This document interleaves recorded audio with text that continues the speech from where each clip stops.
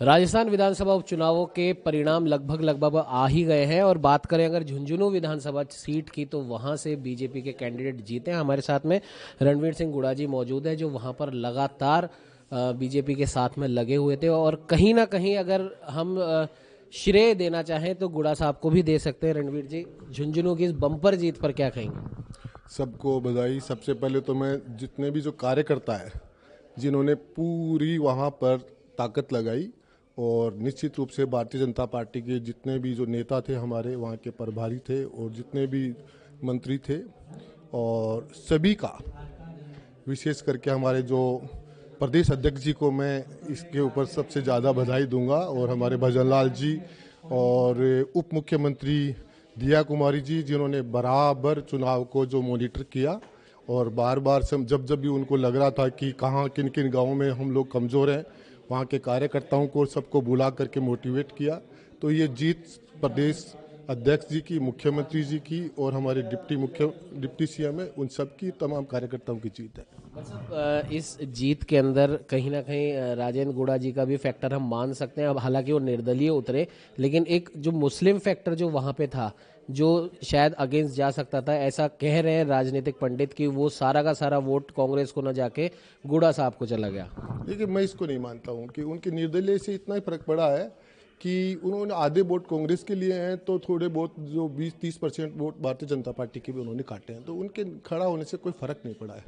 Margin में भी कोई ज़्यादा फर्क नहीं पड़ा क्योंकि दोनों के मिलाकर के भी भारतीय जनता पार्टी की जो बम्पर जीत हुई है तो निश्चित रूप से राजेंद्र जी भांबू ही वहाँ जीतने वाले थे और भारतीय जनता पार्टी ने जो किला ढाया है निश्चित रूप से झुंझुनू के अंदर एक बहुत बड़ी एक पहल है और इसमें मैं वहाँ के कार्यकर्ताओं की, संगठन के जो पदाधिकारियों की और हमारे प्रदेश नेतृत्व को मैं इसके लिए बधाई दूंगा और सभी को बधाई दूंगा।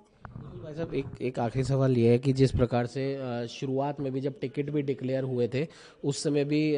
प्रदेश अध्यक्ष जी की तरफ से या बीजेपी के हर बड़े नेता की तरफ से, कार्यकर्ता की तरफ से ये कहा जा रहा था कि हमारे पास खोने को तो कुछ नहीं है, हमारी एक सीट हमारी पक्की है, बाकी जो खोएंगे वो कांग्रेस पार्टी खोएगी, हमारा विपक्ष होएगा। लेकिन जिस एक सीट की बात कही थी सलूम्बर की, वो हाथ से निकल गई। लेकिन उसके एवज में अभी के रुझानों के परिणामों के हिसाब से अगर बात करें तो कहीं ना कहीं 4 से 5 सीट बीजेपी लेती दिखाई दे रही है रुझानों के हिसाब से। देखिए, कांग्रेस तो बिल्कुल ही साफ हो गई है।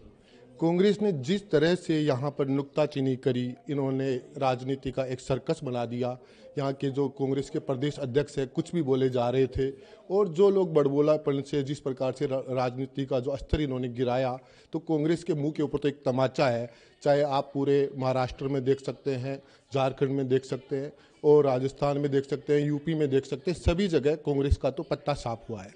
और मैं ये कहना चाहूँगा कि अभी तो रिजल्ट आना बाकी है सभी सीटों के ऊपर। एक आधी सीट पे जो वहाँ पर भी कांग्रेस नहीं है और भारतीय जनता पार्टी खींवसर में हम जीत रहे हैं और बाकी सीटों के ऊपर भी झुंझुनू हम जीत ही गए हैं। उसके अलावा जो देवली उनियारा है वहाँ पर भी हम लोगों ने जीत हासिल करी है। तो ऐसे करके राजस्थान के अंदर हमारा शानदार रिजल्ट रहेगा और जिस प्रकार से कांग्रेस ने यहाँ पर जो माहौल बनाया था वो माहौल और मखौल कांग्रेस का ही बनाया।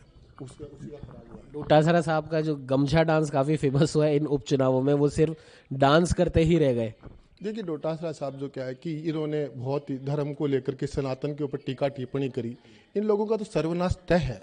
डोटासरा हो चाहे कांग्रेस हो, कांग्रेस भूल गई कि किस प्रकार से इन्होंने हमेशा से हिंदुओं के ऊपर, सनातन के ऊपर अंगुली उठाई, धर्म के ऊपर अंगुली उठाई और ये लोग सोचते भी नहीं है। समाज को तोड़ने की बात करते हैं, समाज को जोड़ने की बात भारतीय जनता पार्टी ने करी है। जो नारा हमारे योगी जी ने दिया था कि बटोगे तो कटोगे, निश्चित रूप से शानदार उसके अंदर देश के अंदर लोगों में एक मैसेज गया है और लोगों ने एकजुटता आई है और इसी का रिजल्ट हम प्रदेश में भी देख रहे हैं, देश में भी देख रहे हैं। राजस्थान के परिप्रेक्ष्य में बात करें तो मुख्यमंत्री जी का जो ये 10 महीने का कार्यकाल रहा है, जो योजनाएं जो मुख्यमंत्री जी ने और भाजपा के संगठन ने जो चलाई हैं इन पूरे 10 महीनों में, क्या लगता है वो भी एक फैक्टर रहा? मुख्यमंत्री जी का संगठन का शानदार अनुभव है, वो काम आया है इसके अंदर और संगठन ने जिस प्रकार से पूरे उपचुनाव के अंदर मोर्चेबंदी करी है और हमारे प्रदेश अध्यक्ष जी ने, आदरणीय मदन जी राठौड़ ने, भजनलाल जी ने और हमारे डिप्टी सीएम जो है आदरणीय दिया कुमारी जी ने और हमारे प्रेमचंद जी बैरवा ने, इन्होंने सभी ने, और हमारे तमाम जो मंत्रिमंडल के जो हमारे साथी हैं, उन्होंने संगठन के जितने भी हमारे जो पदाधिकारी हैं, जिन जिन को भी जिम्मेदारी वहाँ पर दी गई थी उपचुनाव के अंदर, उन्होंने शानदार तरीके से उस जिम्मेदारी को निभाया। ग्राउंड स्तर तक, बूथ स्तर तक और वहाँ पर शक्ति केंद्रों तक जाकर के जिस प्रकार से प्रवास किया और ईमानदारी के साथ में उन्होंने जो मेहनत किया, उसी का नतीजा सामने आ रहा है। ये थे हमारे साथ रणवीर सिंह जी, और इनका साफ तौर पर ये कहना है कि जिस प्रकार से बीजेपी ने वहाँ पर शानदार जो बूथ मैनेजमेंट होता है, एक एक गली, एक एक नुक्कड़, एक एक गांव के मकान तक जाके लोगों से संपर्क करा। मुख्यमंत्री जी की जो 10 महीने के कार्यकाल में जो कार्य यहाँ पर राजस्थान में हुए, उन कार्यों की बदौलत और प्रदेश अध्यक्ष मदन राठौड़ के नेतृत्व की बदौलत, और कहीं ना कहीं बीजेपी संघ, सत्ता और संगठन की मिली जुली जो वहाँ पर सारी कार्य योजनाएं हुई, जिस प्रकार से हम कह सकते हैं कि कांग्रेस का जो गढ़ जो झुंझुनू को माना जा रहा था, वहाँ पर बीजेपी ने जीत अपनी तय कर ली है। इसके पीछे कहीं ना कहीं सत्ता और संगठन का शानदार जो आपस में जो समन्वय है, जो ग्राउंड स्तर के जो कार्यकर्ता हैं, उनकी मेहनत कहीं ना कहीं यहाँ पर रंग लाई है। और आगे आने वाले जो परिणाम है वो भी कहीं ना कहीं हम कह सकते हैं कम से कम 3 या 4 सीट अभी के रुझान या परिणाम के हिसाब से बीजेपी जीतती हुई दिखाई दे रही है। सहयोगी कैमरामैन अजय के साथ उमंग माथुर, जनता दरबार।